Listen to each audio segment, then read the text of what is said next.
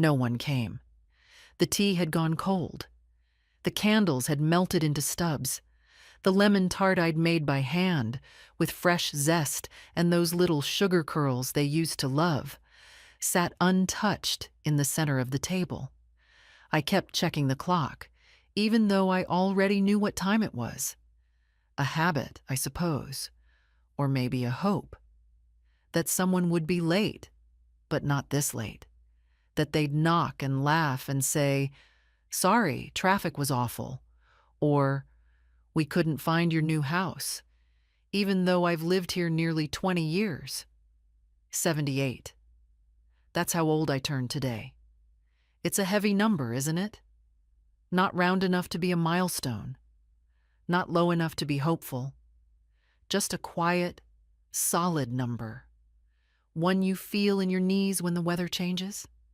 I'd cleaned the house the day before. Dusted the picture frames. Polished the old oak sideboard. Even ironed the lace tablecloth my mother left me. That tablecloth has seen every holiday we've ever had. Sticky fingers, spilled gravy, even a candle burn from my granddaughter's 4th birthday. I nearly threw it out then. I'm glad I didn't. There were 9 chairs around the table. One for each of them. My 2 sons, their wives, 3 grandchildren, and the 2 great-grands who were supposed to bring a little chaos, as they say. I'd bought paper hats, the kind with elastic strings. Ridiculous, maybe, but I thought the children would like them. At noon, I started the kettle. The cake was already done. Chocolate, 3 layers, the kind Michael used to beg me for on his birthday. No nuts, Mom, just chocolate. Lots of it. I smiled when I made it, thinking how surprised he'd be. I imagined them arriving all at once, coats and laughter and hands full of noise. By 1:30, I knew. Still, I waited. At 2:15, the first message came. "Sorry, Mom. Hazel's got a fever. We can't make it. We'll call tonight." No mention of the cake or of the time I'd spent on the decorations. Just a flat little text with a sad face emoji. At 2:30, nothing from the others. By 3, I stopped pretending and turned off the oven. I sat down in the armchair across from the table. The silence in the room was thick. Even the ticking of the clock sounded different, like it didn't know what to do with itself. I stared at the folded napkins. They had little flowers on them. I'd seen them at the store last week and thought, these look like something Rebecca would like. Her favorite color was still lavender, wasn't it?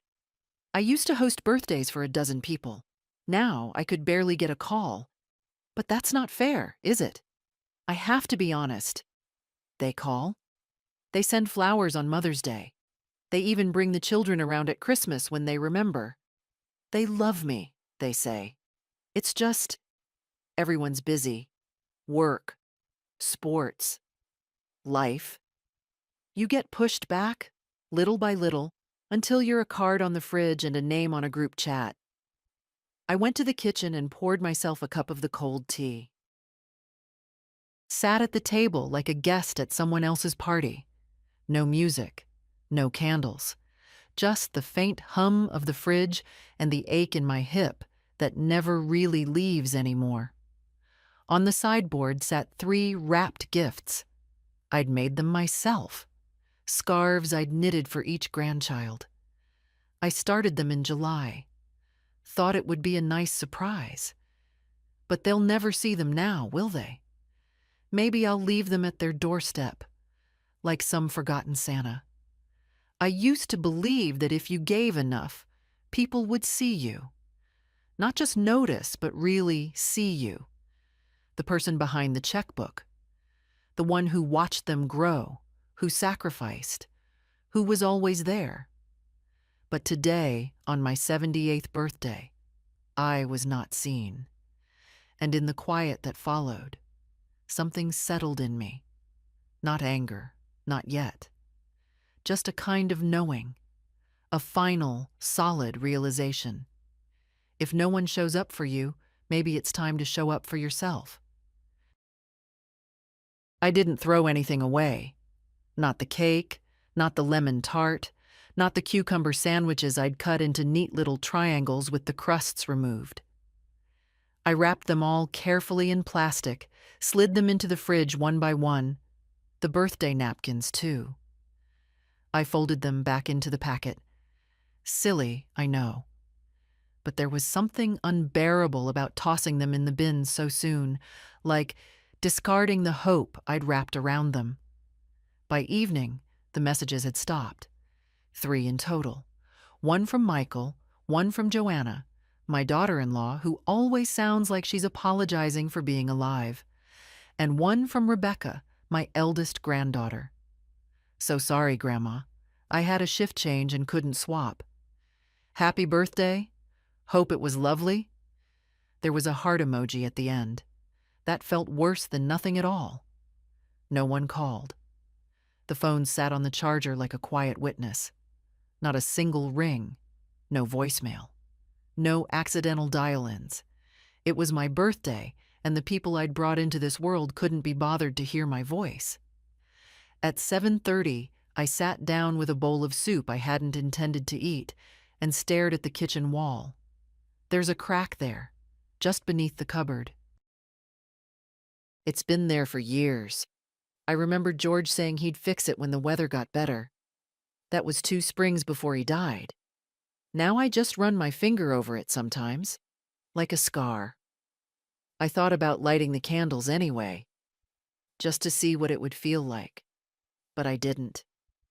There's no point singing to yourself unless you're under 5 or over 90, and I'm neither. The worst part wasn't the silence. It was the knowing. Knowing they remembered. Of course they remembered, and chose something else. A co-worker's birthday dinner. A late client call. A child's cough that was probably just tiredness. Excuses that sounded like truth until you looked too closely. I wondered what they'd tell their friends. That they visited me all the time? That I didn't want to fuss? That I was the kind of woman who preferred quiet birthdays with a good book? They didn't know me anymore. Not really. I washed the dishes and set them in the rack to dry. The kitchen light buzzed a little. That flickering hum that always comes when the bulb's about to go. Another thing no one ever notices unless I mention it. I won't. Not anymore. The house was so clean it felt like a museum. Everything in its place. Everything ready for people who didn't come. I made a cup of chamomile tea and sat in the living room, trying not to feel old. But it's hard, you know? When the chair creaks under you and the blanket on your lap is the only warm thing you can count on. I reached for the album. It lives on the bottom shelf, beneath the old Bible and the crossword puzzle books.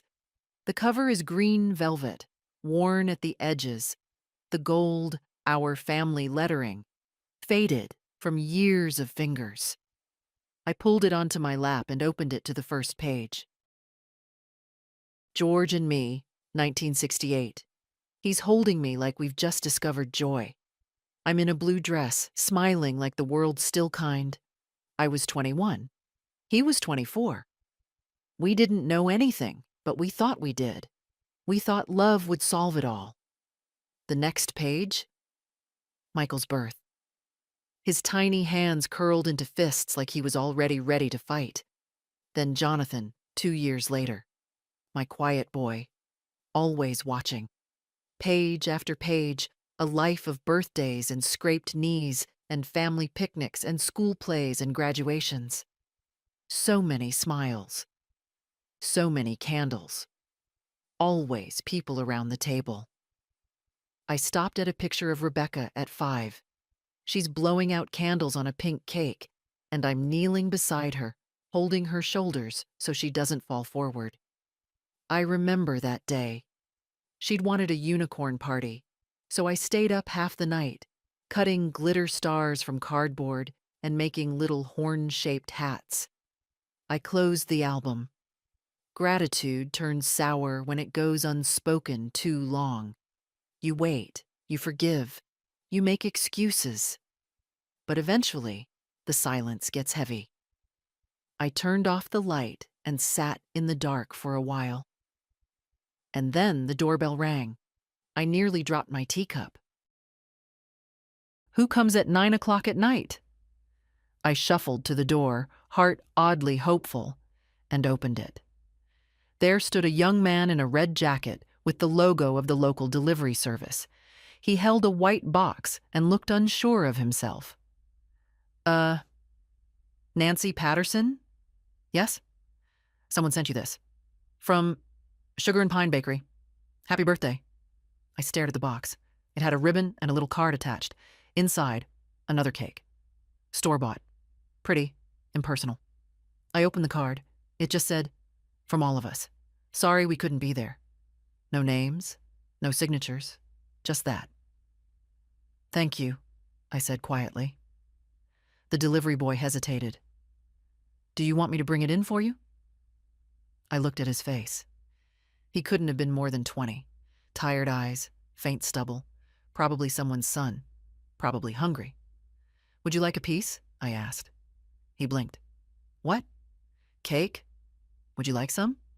He smiled, surprised. Yeah, sure. That'd be great." I stepped aside and let him in. He sat awkwardly at the edge of the chair, like someone not used to being invited in. His name was Luis. 21, just started with the delivery service a few months ago. Lived with his mom and younger sister on Cedar Street. Said he'd never had fresh-baked lemon tart before. I cut us both slices. Served them on the birthday plates I'd laid out that morning, the ones no one else used. He looked at his fork like it was too nice for him, and for a second I saw Michael at 12 when we visited that fancy restaurant, and he tried to hold the cutlery the grown-up way. "It's really good," Luis said around a bite, surprised. "It's real lemon," I said. "Zested, not bottled." He nodded, like that meant something special. Maybe it did. We sat in silence for a while, the kitchen lit by the overhead bulb and the soft hum of the fridge. Outside, the wind had picked up. You could hear the leaves scraping against the windows like fingernails. Luis looked around the room, at the photographs, the little wooden clock, the placemats I'd embroidered years ago. "Feels like a real home in here," he said. I don't know why, but that struck something in me. Not warm, exactly, but human. Real.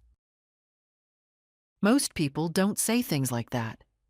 Most people don't even see it. "You'd think," I said. "But sometimes I wonder if a home's still a home when no one comes to it anymore." He looked down at his cake, unsure what to say. I didn't need him to say anything. I offered him tea, and he accepted. We talked a little about the weather, his classes. He was trying to get back into community college next semester. His sister wanted to be a nurse. His mother worked nights at the hospital cafeteria. "She makes the best arroz con pollo," he said proudly, "but no one believes it's homemade because she doesn't write anything down, just knows." I smiled. "That kind of knowing comes from doing," I told him. "You cook something long enough, with enough love, it writes itself into your hands." It was almost 10 when he left. I packed him a small box with slices of both cakes and a few sandwiches wrapped tight. "For your mom," I said, "and your sister." He looked like he wanted to say more, but only nodded. "Thank you for the company," I added, holding the door. "Thank you," he said. Then he paused. "Happy birthday, Mrs. Patterson." I watched him walk down the porch steps and out into the night, red jacket catching the wind. I closed the door quietly and leaned against it for a moment. So there it was. The only guest at my birthday was a boy who came by accident. And somehow, it mattered more than anything the rest of them didn't do. The house felt different after he left. Not less empty, exactly, but less cruel, as if the day hadn't been wasted entirely. I took the rest of the cake out of the fridge and started slicing. One by one, I wrapped the pieces in wax paper and packed them into small takeaway boxes I kept for leftovers. Something moved in me. Not grief, something else. A quiet refusal to let this day end the way it began. I grabbed a pen from the drawer and made a list on the back of an old grocery receipt. Miriam, grocery clerk, always remembers my name. Mr. Patel, the mailman, kind eyes. Gloria, pharmacist, who always explains my prescriptions twice. Nurse Tasha, from the clinic, the only one who ever asks if I live alone. Luis's family, I'd find their address somehow. There were more. People who saw me, maybe only in passing, but they looked me in the eye, smiled, took a moment. I wasn't going to cry over those who hadn't come, not anymore. I'd give these cakes to people who never pretended to care. They just did. The next morning, I got up before 7. I tied my hair back and put on my good sweater, the one with the pearl buttons that still shined when the light hit them right. I packed the boxes into 2 large shopping bags and stepped out into the chill.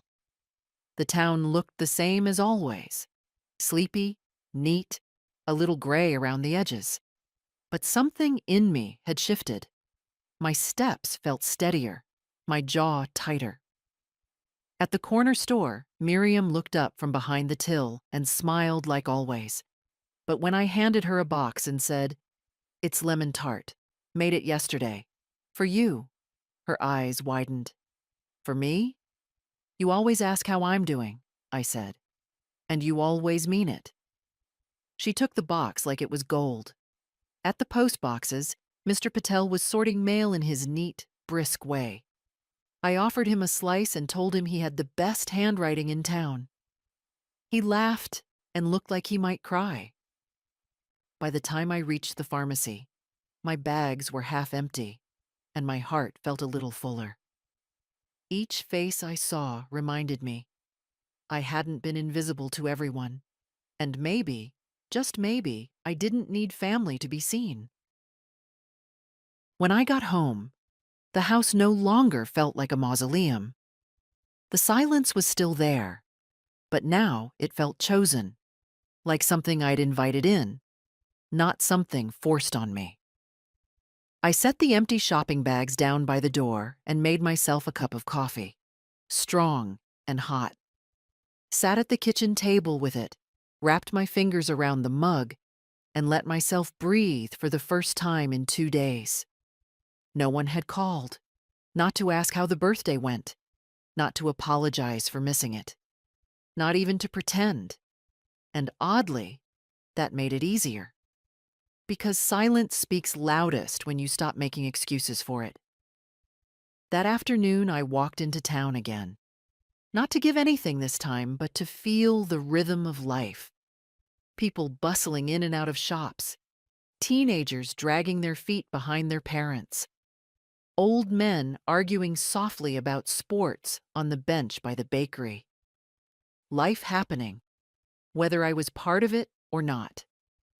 At the cafe, I bought a coffee to go and left a note with my name and number for Luis, in case he or his mother ever wanted the lemon tart recipe. Just in case, I wrote, from one cook to another. I don't know what got into me next. Maybe it was the fresh air. Maybe the look in Miriam's eyes when I handed her that cake. But something in me decided, if they wouldn't show up for me, I'd throw another party. A real one. Not for the people who forgot me, but for the ones who saw me. I sat down at the small bench outside the florist shop, pulled out a notepad from my bag. I always carry one. habit from another life, and made a new list. It wasn't long, but it felt true. Luis, Nurse Tasha, Gloria from the pharmacy, Miriam, Mr. Patel, the bus driver with the scar over his brow who always lowers the step without me asking. Even Joyce, the widow from down the block, who always complains, but once brought me soup when I slipped on the steps. Maybe even Audrey, the teenager who bags my groceries and once offered to walk me home in the rain. I'd throw a gathering, not a party with balloons and folded napkins, but something warm, human, tea, homemade food, a table that didn't ask anyone to prove they belonged. That night, I sat with my planner open, thinking through what I'd need. Chairs, dishes, a few tablecloths. I had it all. Nothing fancy. No one I was inviting cared about matching forks. It was the being there that mattered. I picked a day, the following Saturday. That gave me 6 days. Plenty of time to bake. Plenty of time to choose differently. On Monday, I started making calls. I asked for Nurse Tasha at the clinic. They transferred me. I told her who I was. She remembered right away. "I was just thinking about you," she said. "After I saw the candles in your window Friday night, I thought, I hope she isn't alone." I paused. "I was," I said, "but I'm not planning to be again." I explained the idea. A small gathering, nothing fancy. Tea and pie and music, maybe, if someone brought a radio. There was a pause. Then, "You're inviting me?" "Yes." "But I'm just your nurse." "No," I said. "You're someone who saw me when I wasn't being seen." She didn't speak for a second. Then she said, "I'll bring cookies. My mother's recipe." I hung up and sat back. One yes. One real yes. The rest followed like rain on dry ground. Miriam said she'd bring flowers. Mr. Patel offered samosas from his wife's kitchen. Luis's mother called me herself and offered arroz con pollo. "Luis told me about your tart," she said. He looked like someone finally remembered his name. Even Joyce said yes, after complaining about how things like this never happen anymore. Each call felt like reclaiming a piece of something I didn't know I'd lost. Not my youth, not family, but connection. I pulled out the old record player from the hallway closet, dusted it off, tested a few scratched vinyls. Nat King Cole, Ella Fitzgerald. Some classical I never understood, but George loved. By Thursday, the house was humming. I baked apple pies, sliced cucumbers, set out linen napkins that hadn't been used since Easter 3 years ago. Everything smelled like cinnamon and something older, something steadier. It wasn't a birthday party. It was something better. It was mine. Saturday came with a soft wind and pale sun. The kind of weather that doesn't promise anything, just lets the day become what it wants to be. I was up at 6. The house smelled like pie crust and roasted chicken. I'd set the table the night before. Simple but careful. A white cotton cloth. A mix of dishes. Not matching, but honest. Cups that had belonged to my mother. Glasses that had tiny chips on the rims but still held water just fine. The chairs were pulled close together. I wanted it to feel like a table for equals. Not one head seat. No one at the end. Just space. Room for everyone. At 8, I opened the windows. Fresh air swept in, carrying with it the faint sounds of the town waking up. A bus down on Main, the distant bark of a dog, church bells testing their chimes for tomorrow. I put on my blue cardigan, the one with the small repair in the left sleeve, and waited. Not nervously, not like before. This time I knew. Whoever came by choice. At 10:02, the first knock came. It was Miriam. She wore a soft gray coat and held a bunch of yellow flowers, not a bouquet from the shop, but ones clearly cut from her garden. Daffodils and something else I couldn't name. "I brought sunshine," she said with a shy smile. "You did," I said, and let her in. She stood in the entry for a moment, taking it all in. "It smells like childhood in here," she whispered. By 10:15, Mr. Patel had arrived with a warm container tucked under his arm and a proud look on his face. "You like spice, I hope?" "I like kindness," I said, "and that smells like both." One by one, they came. Nurse Tasha with a tin of her mother's cookies and a hug that didn't feel like a nurse's. It felt like someone who meant it. Luis with his sister in tow. Sophia, bright-eyed and nervous, holding a plate of pastelitos like they were treasures. Joyce came last, muttering that the bus was late and that her knees didn't approve of stairs, but she brought a jar of raspberry jam and a folded napkin embroidered with her initials. "You said no gifts, so I brought something I already had." I set it at the table like a crown. There were 9 of us. Fitting, in a way. The same number of chairs I'd set the week before, for people who never showed. Now each one was filled. We didn't make speeches. There was no toast, just plates passed back and forth. Forks tapping gently. Quiet laughter. A rhythm that felt ancient and right. We spoke in turns, naturally. Luis told the story of a delivery to the wrong address that turned into a friendship with an old widow who taught him how to play chess. Miriam talked about the day her dog ran into the bakery and ate 3 croissants before anyone could stop him. Joyce, surprisingly, told the story of how her husband used to dance with her in the kitchen to Louis Armstrong every Sunday morning, and how she still plays the record sometimes, just for herself.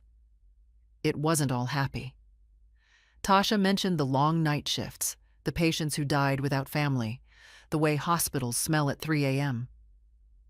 Mr. Patel spoke softly about his first winter here, not knowing anyone, delivering mail with fingers numb to the bone, and how one woman, a stranger, had invited him in for tea. "We all think we're invisible," he said, "until someone sees us." I didn't cry.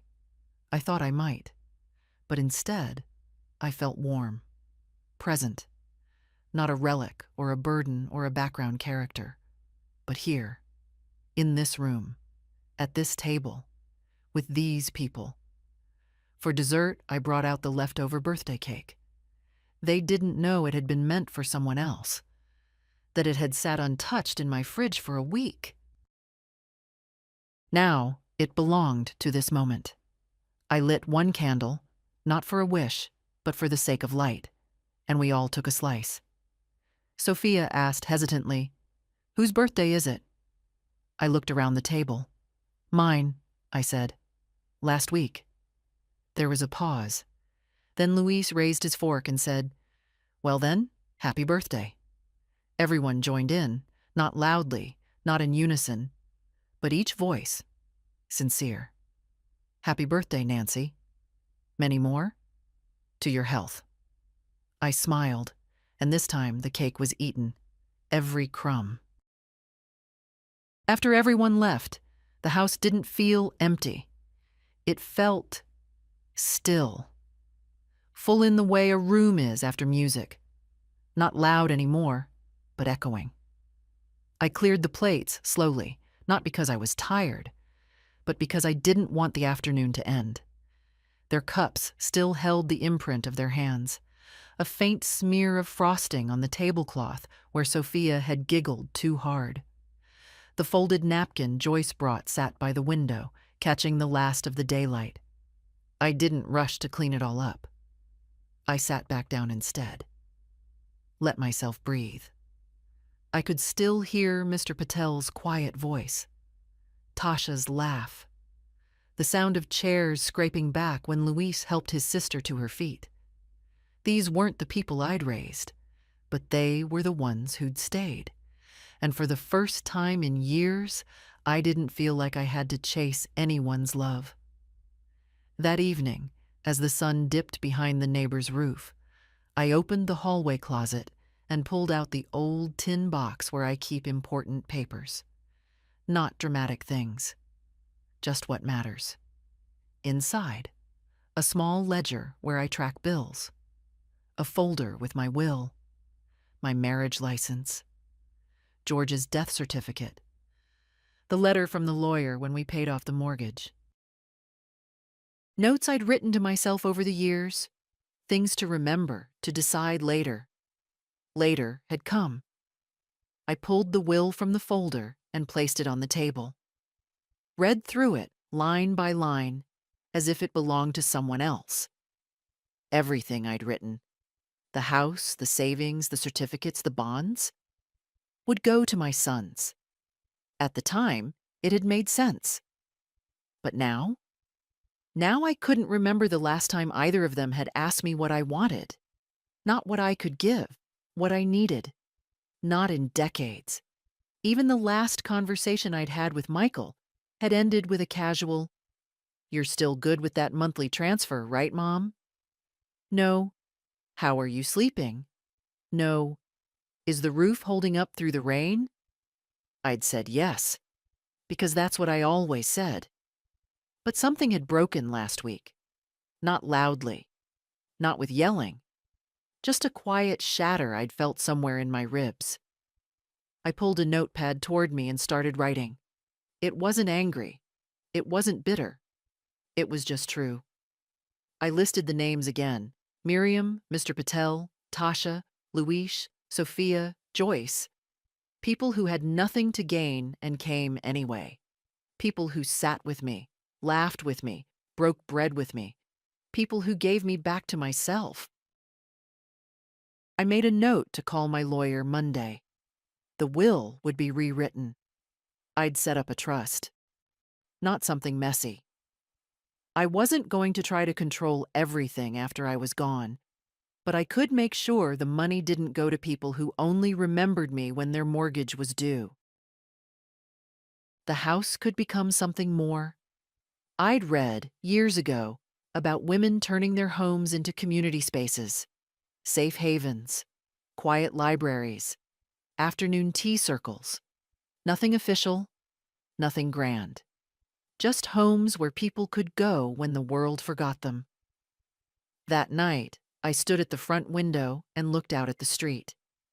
Empty, but not lonely. I thought of Miriam walking home with her flowers, of Luis telling his mother about the gathering, of Tasha texting someone, "You won't believe where I was today." And I smiled. They'd seen me, and I'd seen them. The next morning, I took a walk. Not to buy anything, just to move. I passed the bakery, the park, the school where the kids were pouring out for recess. I walked past the house where George and I had first rented a room when we were young and trying to make the math of life work. That walk used to hurt. Too many memories piled on top of each other. Now it just felt honest. I came home to a voicemail from Rebecca. "Hi, Grandma. Sorry I missed your birthday. Things got crazy with work, and the boys had that school thing. I hope it was nice. I'll try to call later." She didn't ask how it had been, she just assumed it was. I didn't call back. Not out of spite. Just, I didn't have the energy for pretending anymore.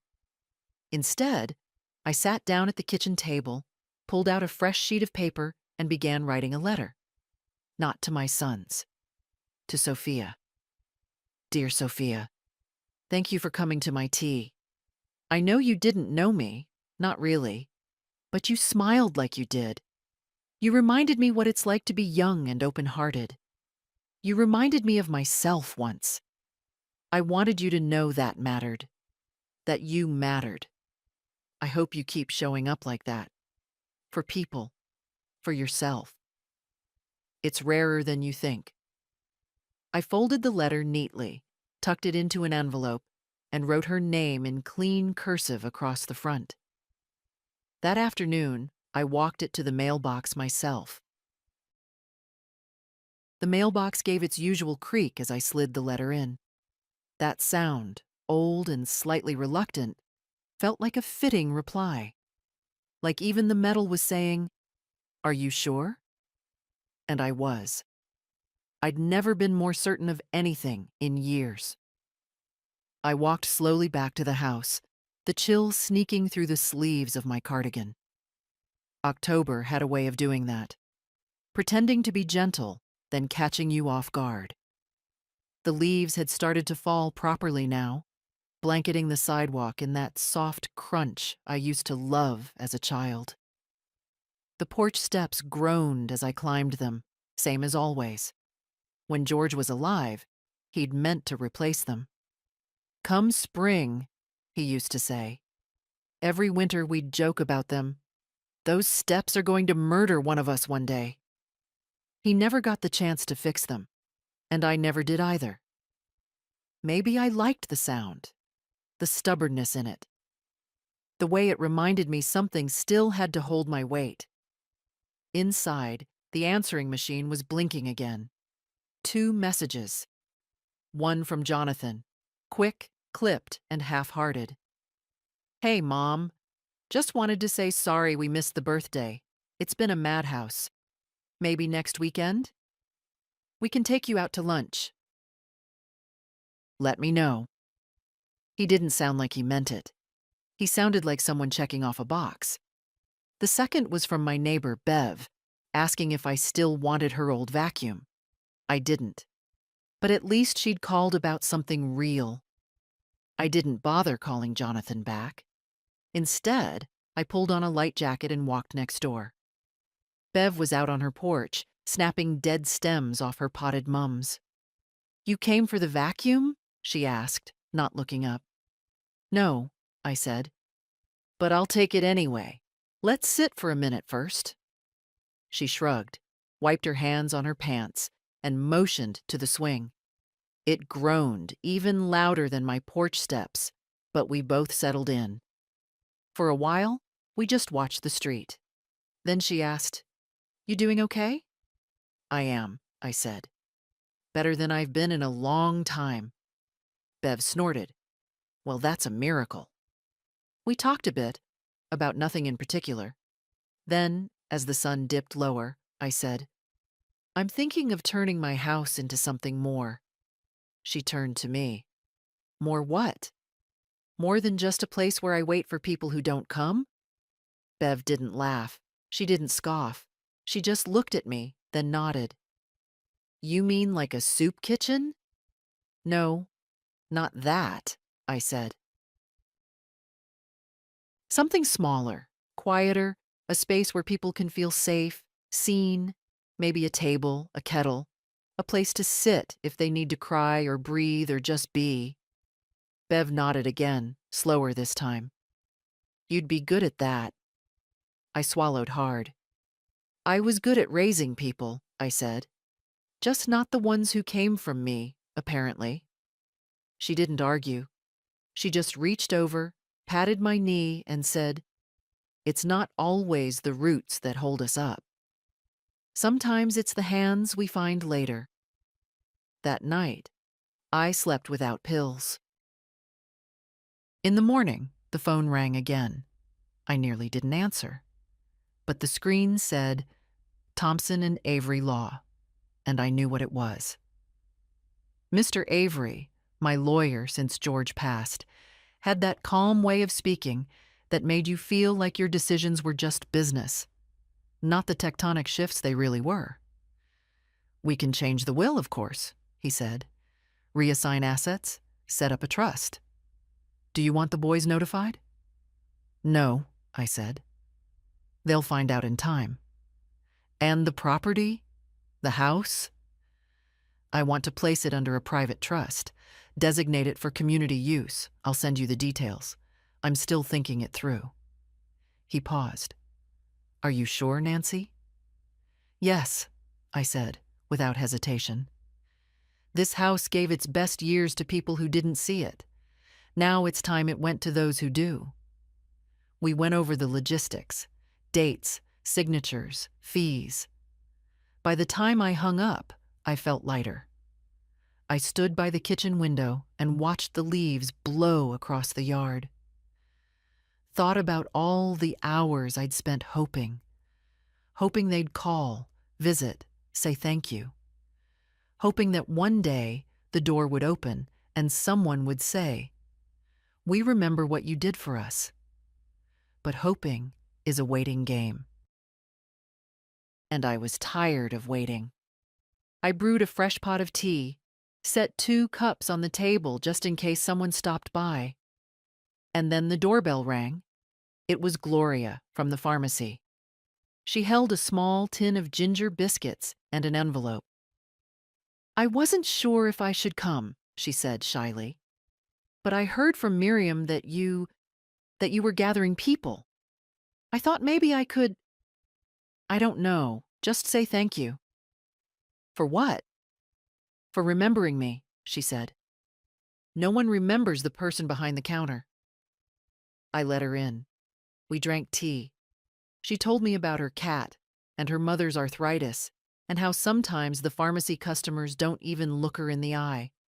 And I listened, not as a duty, but because I wanted to. When she left, I stood at the door a long time, breathing in the scent of her biscuits still lingering in the hallway. The house didn't feel like just a house anymore. It was beginning to feel like something else. Something opening. By the end of that week, I'd bought a fresh notepad, the kind with thick paper and a red margin line, and labeled the front cover in blue ink. Plans for the house. It sat on the table next to the sugar bowl, beside the salt shaker and the folded napkin, with Joyce's initials still resting where I'd left it. I wasn't in a hurry. Every morning, after breakfast, I'd write something new in the notebook. Not rules. I'd lived too long with rules. Just ideas. Thoughts. Dreams I hadn't let myself have in years. One afternoon a week, open tea hours. No RSVP needed.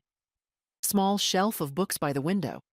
Let people take what they need, bring what they can. A quiet corner with a soft chair and a blanket. For those who just want to sit and not talk.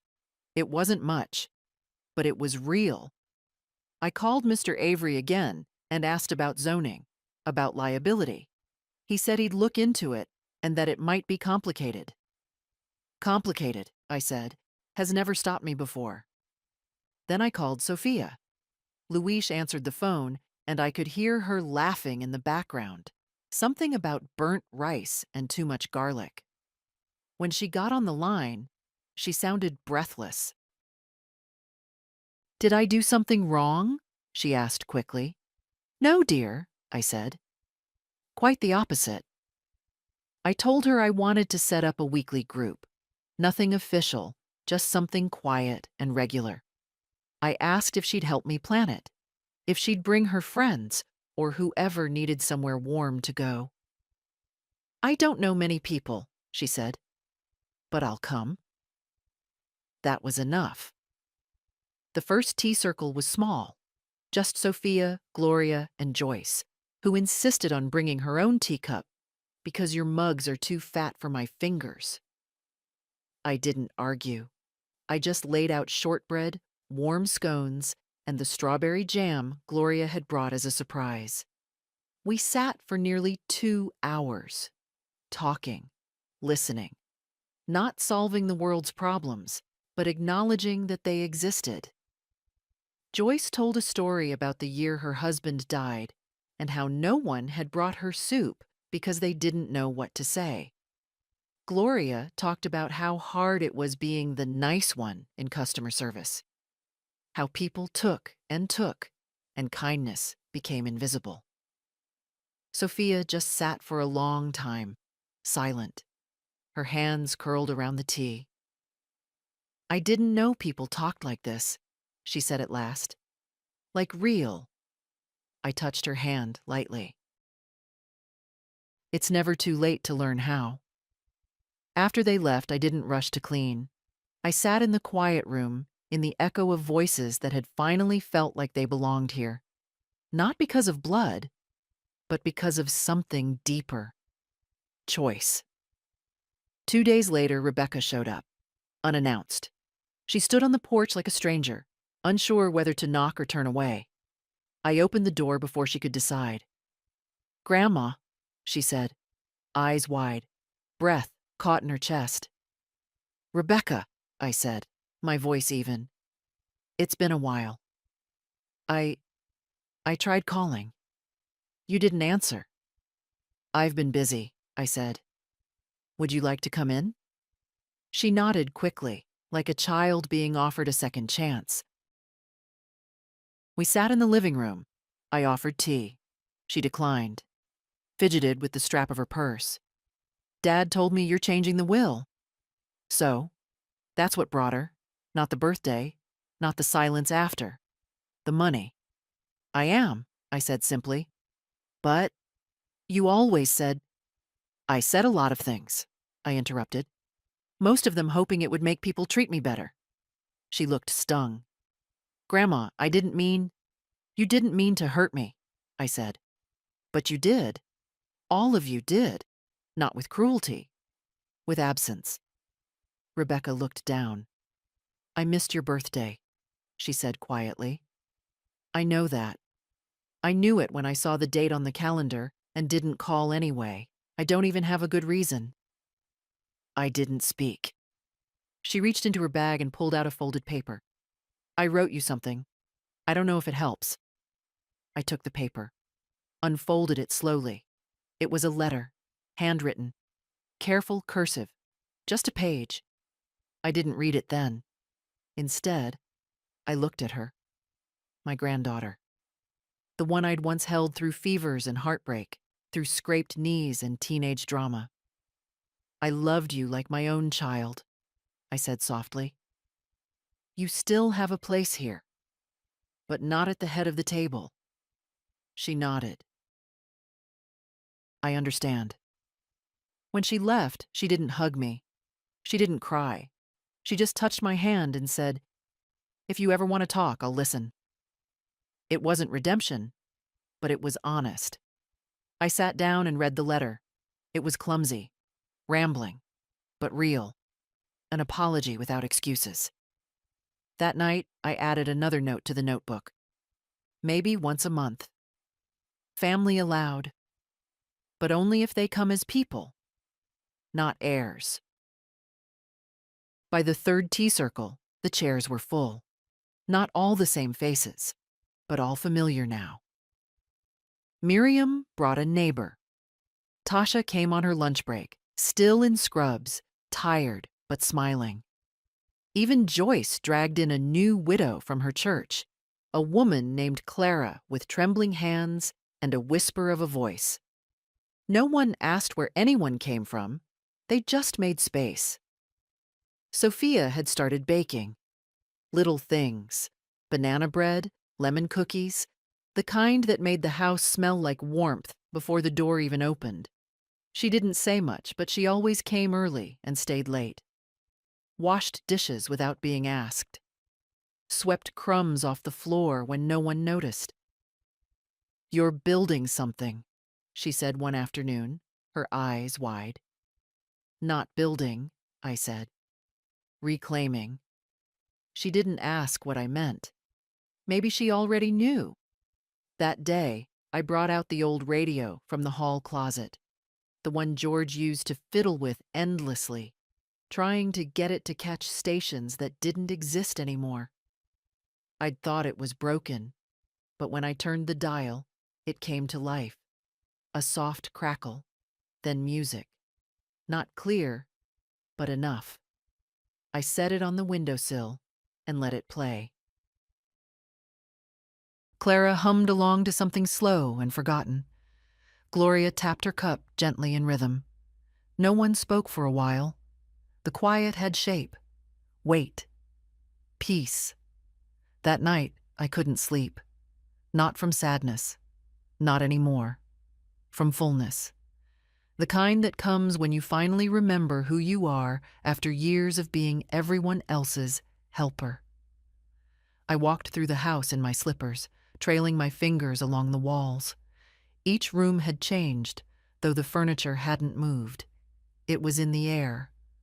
A softness, a presence, like the house had exhaled after holding its breath for too long. In the living room, I stood before the mantel and looked at the old family photos. There I was, with Michael at age 5, his hair sticking up like a dandelion. Jonathan holding a soccer trophy, beaming. Rebecca at her high school graduation, cheeks flushed, eyes full of something I used to think was promise. I didn't feel anger, just distance. These pictures weren't lies. They were true, once.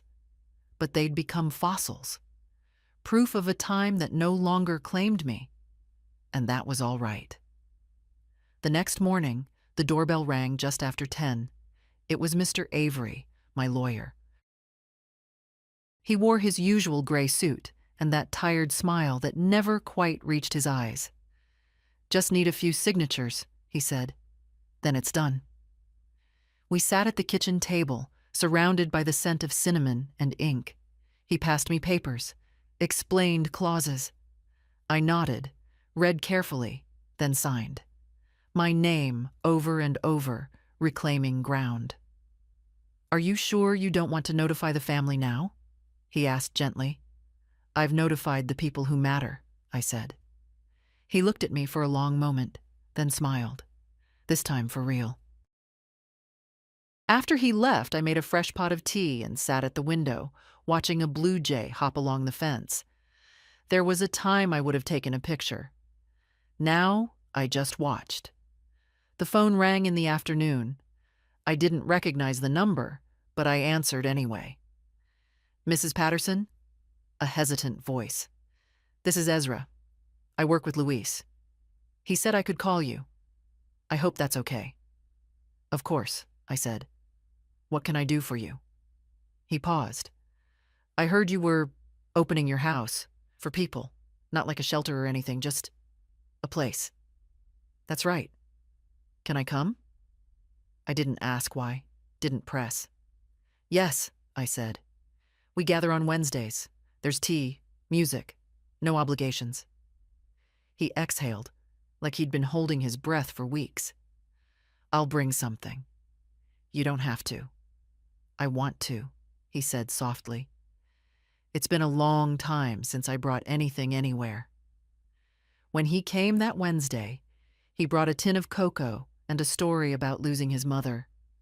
No one interrupted. No one gave advice. We just listened.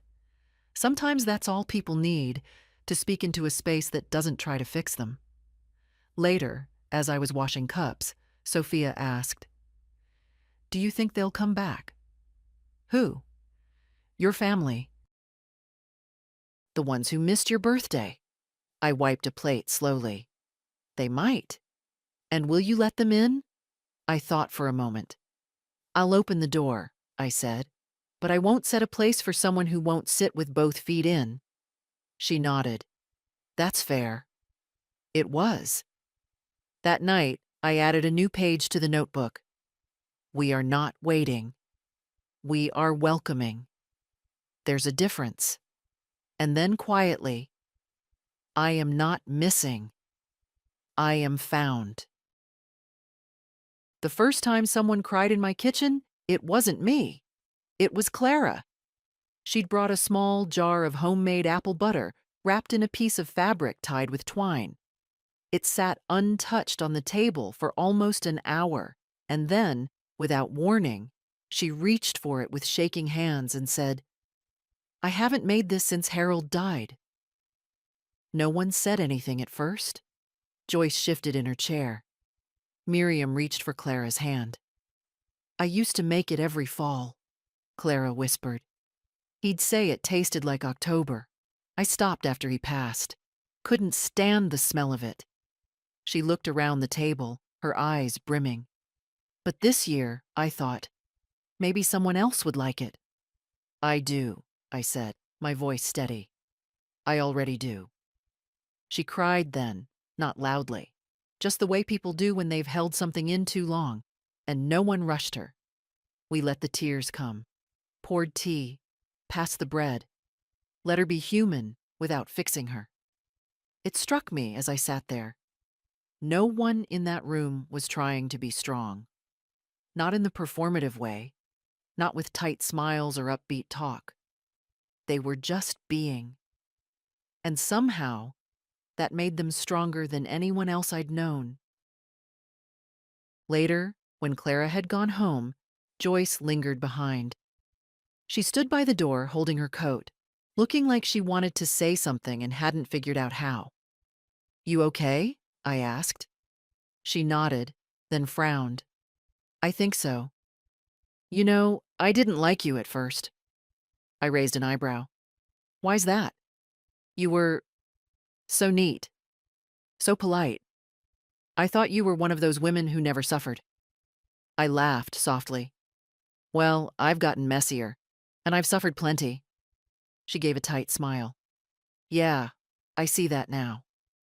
She left without another word, but I noticed, the next time she came, she brought 2 napkins, one for me and one to leave behind. The group was growing, not in numbers, in depth. Even Luis, who still didn't speak much, started bringing books to trade. "This one's about a man who builds a boat in his yard," he said once. "Everyone laughs at him, but he keeps building." "You like him?" I asked. "I like what he does when the storm comes." I knew what he meant.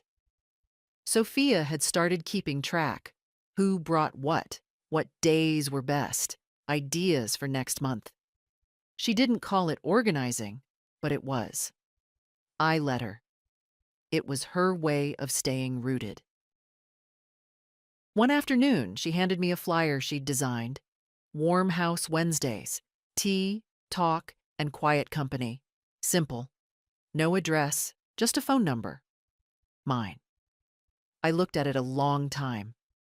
"You want to put these up?" I asked. "If you're ready," she said. "No pressure."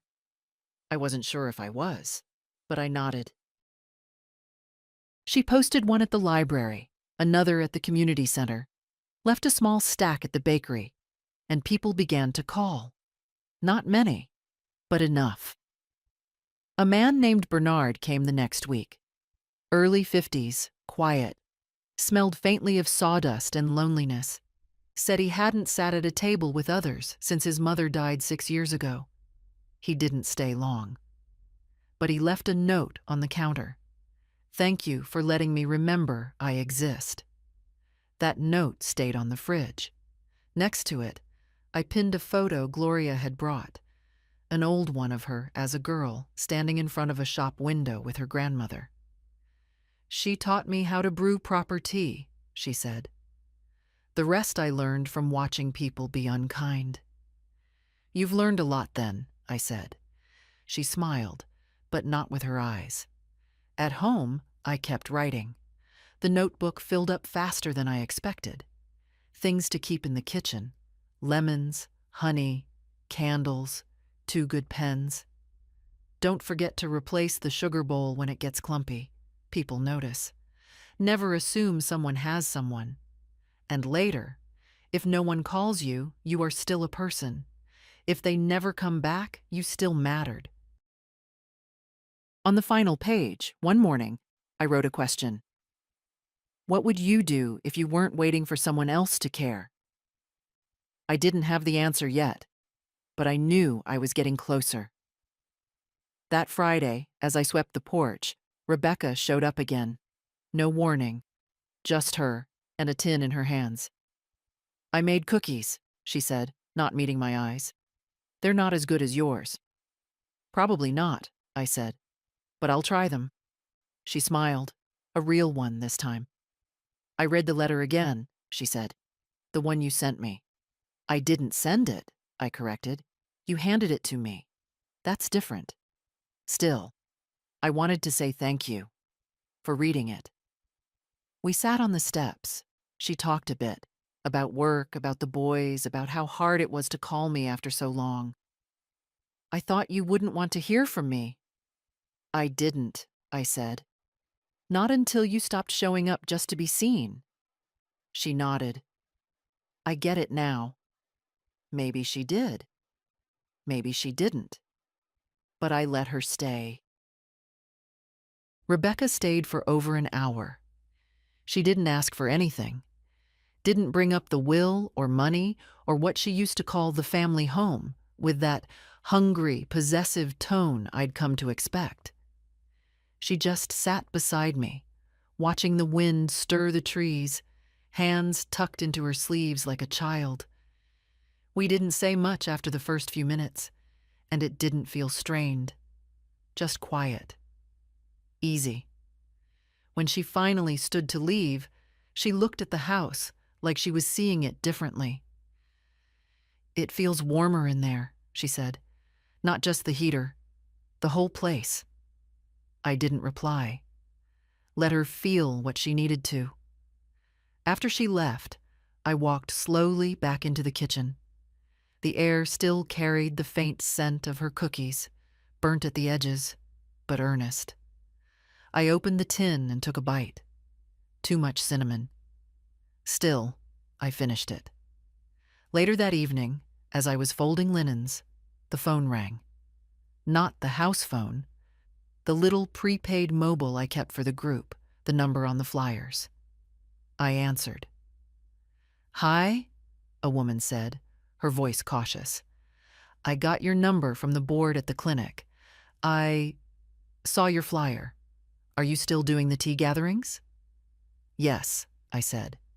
Wednesday afternoons. No need to call ahead unless you want to. There was a pause. I heard a child in the background, then a door closing. I've got a boy, she said. 7. Is that okay? Of course. I just need somewhere quiet. Not forever, just for a while. Come, I said. We'll find you a chair. She gave her name, Leanne, and thanked me 3 times before hanging up. That Sunday, I found a second-hand bookshelf at the flea market. Luis helped carry it into the house. We placed it by the window where the sun came in strongest. I stocked it with what I had. Some old novels, a few cookbooks, a worn poetry collection George had underlined like scripture. Sophia brought 2 more books the next day, wrapped in brown paper. One was about grief, the other about gardening. For balance, she said with a wink. The house was shifting again, not growing, grounding. I bought more chairs, borrowed a folding table from Bev, who now came every other week just to check on your scones, though she always stayed for hours.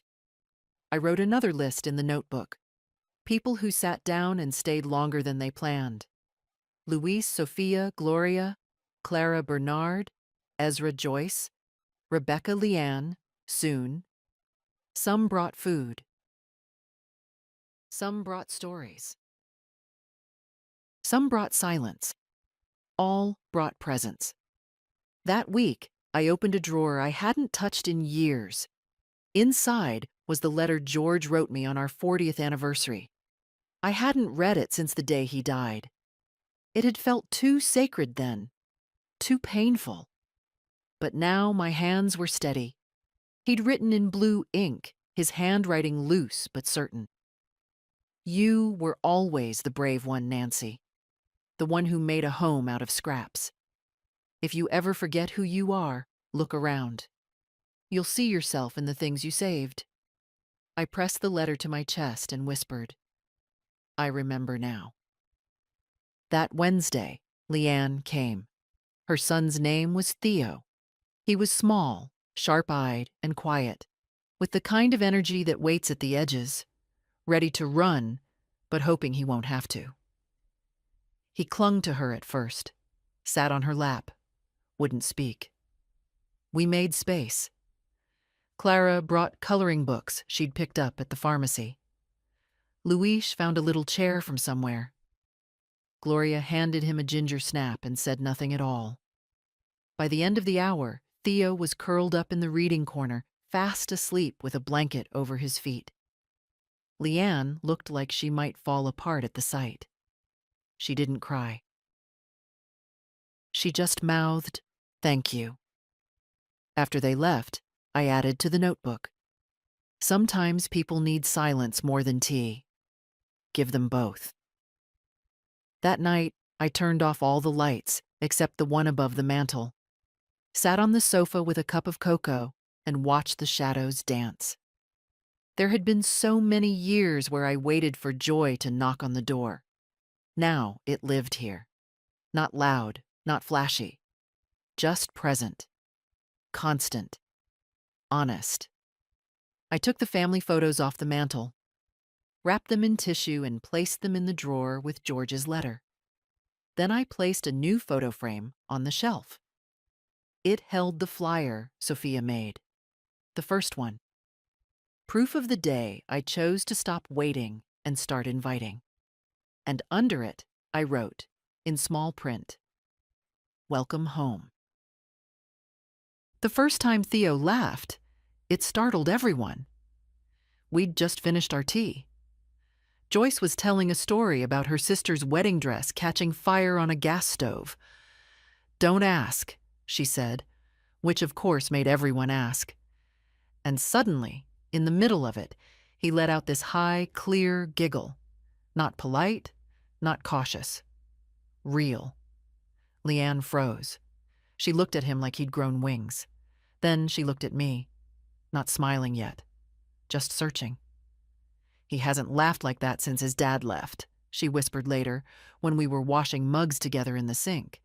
"He used to do it all the time, over nothing, but since the move, since everything, I thought it was gone." "It's not gone," I said, handing her a dish towel. "It's just been waiting." We didn't speak after that. We didn't need to. The house had begun teaching me something I hadn't expected: how to sit beside someone's pain without naming it, fixing it, or fearing it. Just being there, letting it breathe. It had taken me most of my life to learn that. Now I taught it by doing. That Friday, Bernard came by early. He knocked gently, holding a small toolbox. "Thought I could take a look at those porch steps," he said. "They creak like they're trying to say something." "They are," I said. "They're saying, 'Don't forget me.'" He grinned. "Mind if I answer them with nails?" I let him work. While he hammered and measured, I brought out lemonade and cookies, sat on the porch swing, and listened to the rhythm of tools. Steady, purposeful. A sound that reminded me of the years when George used to fix things just to feel useful. When Bernard finished, he stepped back and said, "They won't be silent, but they'll hold better." "Good," I said. "We don't mind a little noise around here." The next morning, Sophia showed up with a basket. "Open it," she said, practically bouncing. Inside, new cloth napkins, hand-stitched with little flowers. "Made them this week," she said, "for the table." She looked proud, nervous, a little girl and a grown woman all at once. "They're beautiful," I said. "They're real," she said. "They'll stain, but I thought maybe that's the point." I folded one gently. Exactly the point.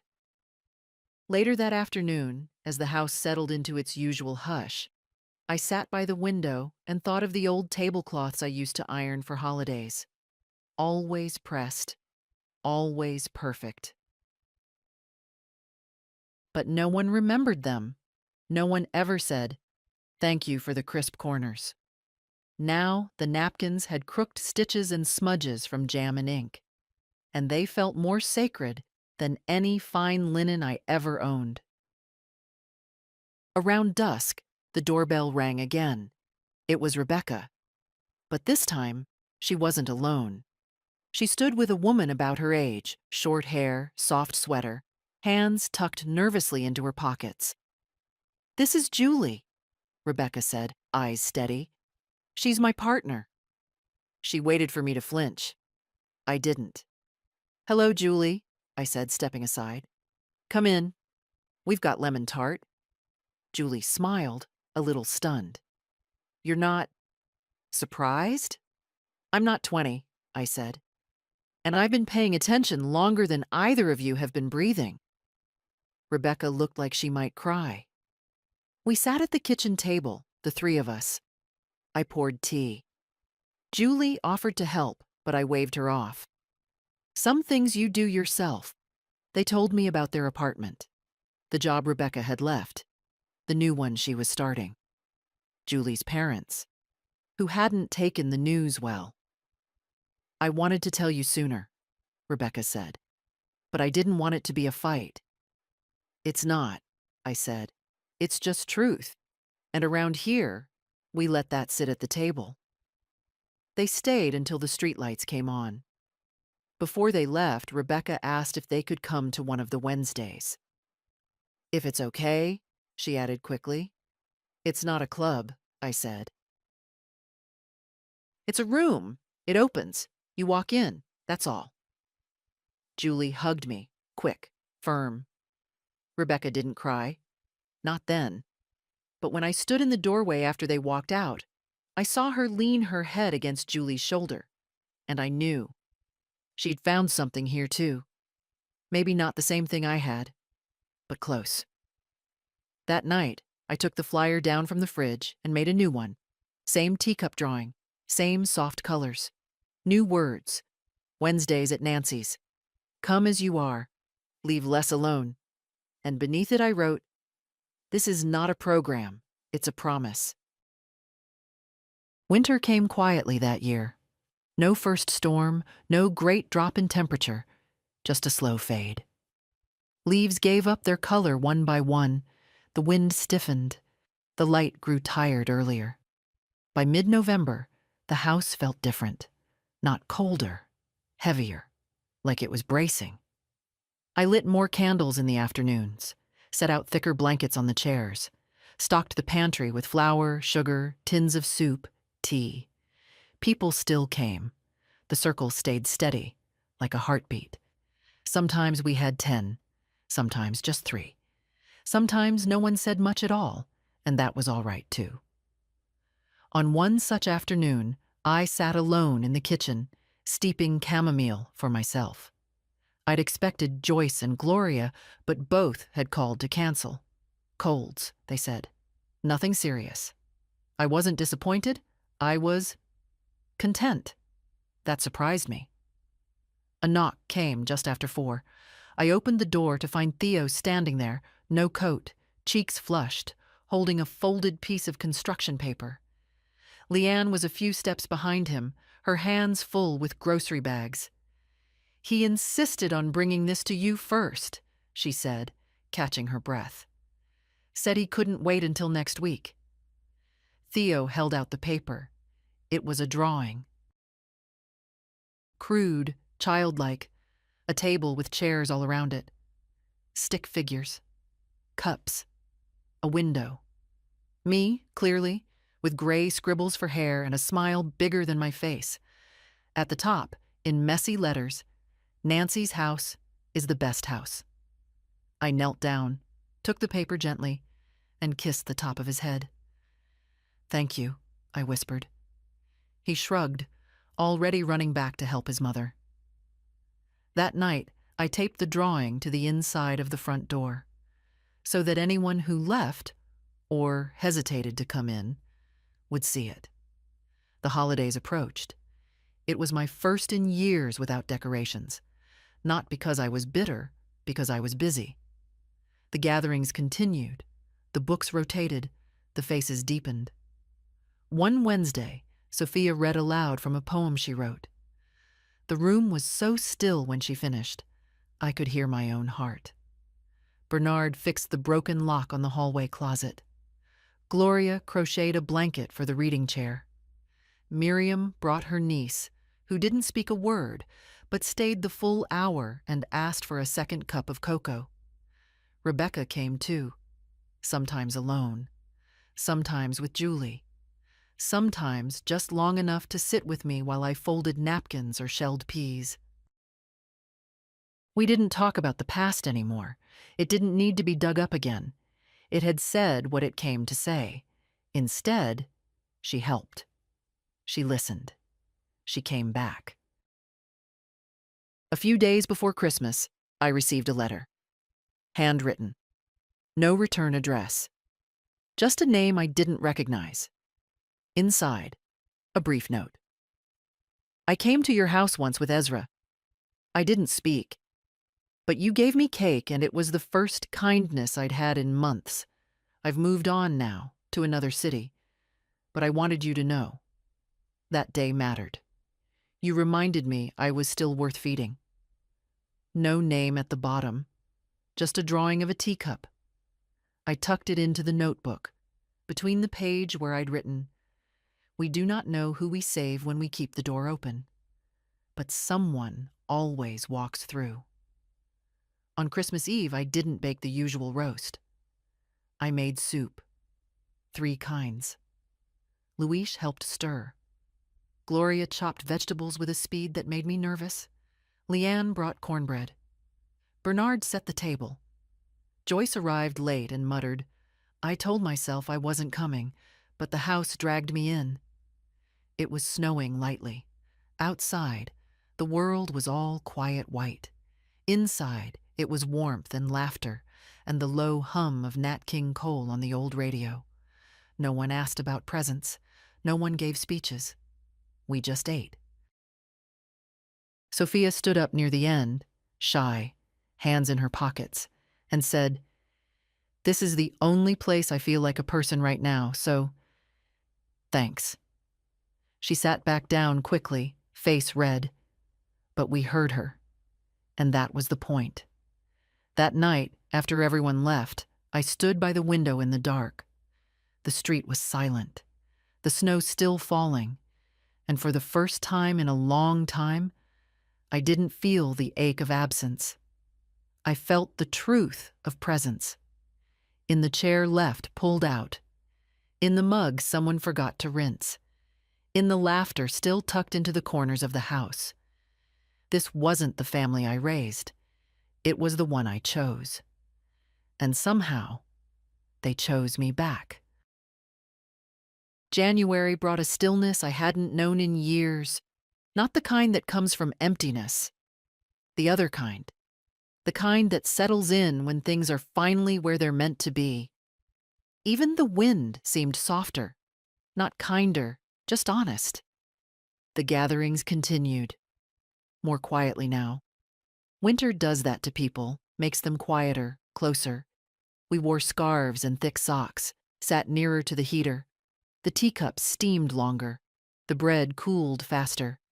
But the voices stayed warm. Sophia had begun bringing small slips of paper, each with a question written in her careful print. Not dramatic questions. Not heavy. Just real. What's the kindest thing someone ever did for you? What scent takes you back the fastest?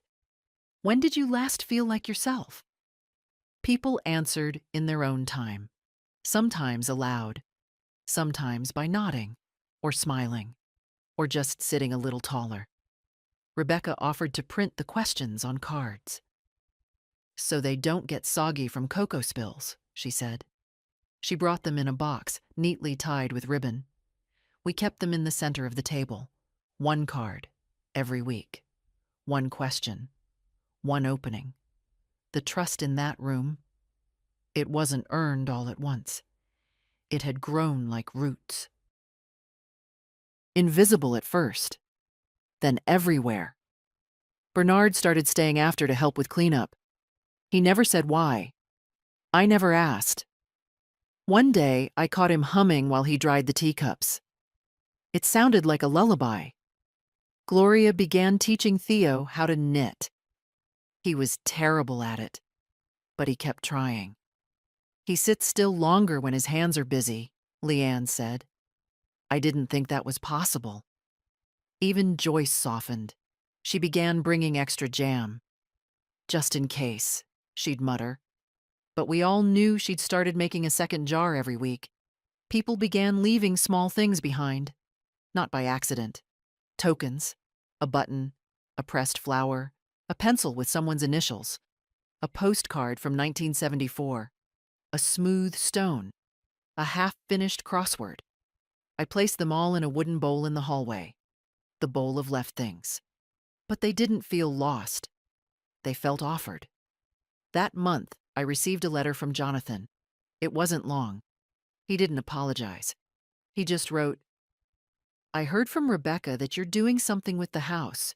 She says you've got a group, that you've found people. I don't know what to say about that. I guess I'm glad. I didn't know you were lonely. I thought you were just private. Anyway, I hope it's going well." There was no return address, no number, just his name at the bottom. I didn't cry. I didn't even sigh. I folded the letter and placed it in the notebook. I didn't need a response. I had a life. The Wednesday after, the question Sophia pulled from the card box was, "What do you want to be remembered for?" The room fell quiet. It wasn't the kind of question people rush to answer. Miriam said, "I want them to say I made good bread." Tasha, who hadn't been in weeks, whispered, "That I didn't give up, even when it was hard." Gloria said, "That I didn't let kindness rot in me." Ezra just said, "I'm still figuring that out." When it came to me, I looked at the chipped teapot, the napkins, the pencil left behind, the warmth in that room. "I don't need to be remembered," I said. "But I want this feeling to stay in someone, even if they forget where it came from." No one argued. That evening, as the snow started again, I lit a single candle on the windowsill. Just one. The kind of light you'd only see if you were walking by slowly, with your head turned the right way. The kind of light that says, someone is home. The last Wednesday of February came with sun. Not the kind that warms the bones, just the kind that reminds you the cold won't last forever. We set the table, as always. Nothing fancy. Napkins folded by Joyce, who now insisted on doing it her way. Bread baked by Sophia. Tea brewed by Gloria, who had somehow become the one everyone trusted to get it just right. The room filled slowly. Leanne and Theo came early. Bernard arrived with a small box of screws and a mysterious smile. Miriam brought a new neighbor. Rebecca and Julie came in just as I was lighting the candle by the window. Everyone found their chair. The card Sophia drew from the box read, "What has changed in you?" There was a long pause. Then Tasha said, "I don't wait for people to need me to feel like I matter." Gloria added, "I stopped apologizing before I speak." Luis said simply, "I ask for help now." Miriam looked at me. I stopped thinking quiet meant useless. Ezra said, "I started believing that how I feel is reason enough." Even Joyce cleared her throat. I stopped thinking people were either strong or broken. Turns out you can be both. They turned to me. I held my cup for a moment, feeling the steam against my chin. "I stopped believing I was finished," I said. The silence that followed wasn't empty. It was full, reverent, alive. That day, Bernard handed me a folded sheet before leaving. "It's from all of us," he said. "Don't argue, just read it later." After everyone had gone and the dishes were drying on the rack, I sat at the kitchen table and opened it. Inside was a short note, one line from each of them. "Thank you for the room. Thank you for the warmth. Thank you for the second chance. Thank you for seeing me. Thank you for showing us how. Thank you for staying when no one else did. Thank you for making this a place I come back to." No signatures, no names, just presence. I placed it in the notebook. Last page. Then I closed the cover and sat with my hands resting on top of it. The house didn't feel transformed anymore. It felt whole. One day, it would be someone else's. That's already in motion, in the trust, in the documents, in the instructions that Mr. Avery now knows by heart. One day, I won't sit at this table, but someone will. Someone will open that front door with wind on their coat and silence in their chest, and they'll smell tea or cinnamon or old books, and they'll know they're not invisible anymore. That matters to me. That's enough. Now, if you've read all this and it stirred something in you, some ache, some breath you forgot you'd been holding, then maybe you're one of us, one of the ones who were always almost seen. If so, I'll say what I tell them every week. Come when you can. Bring what you carry. Leave what you must. And if no one else has told you lately, you matter, even here, even now. So don't forget to look up once in a while. There's still light in windows. And sometimes it's for you.